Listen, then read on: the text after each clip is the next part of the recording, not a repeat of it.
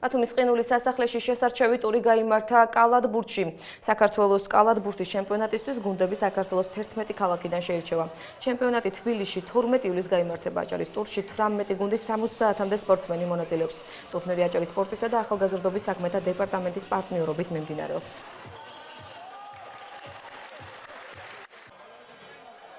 თავის გამოჩენის საშუალება ერთ-ერთი და თბილისში ჩატარდება ფინალი. ფინალში გამარჯვებული კი ტამილში გაემგზავრება და იქ მთელი ევროპის საზოგადოება გაიცნობს და დიდი საშუალებაა წარმატებისთვის და ხალხის გასწრებისთვის.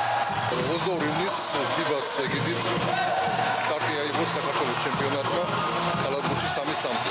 ამჟამად ტარდება შესარჩევი ტური ბათუმში, სადაც გამოვლინდება მოგებული გუნდები და გააგრძელებენ ასპარეზობას საქართველოს ჩემპიონის ტიტულის მოსაპოვებლად.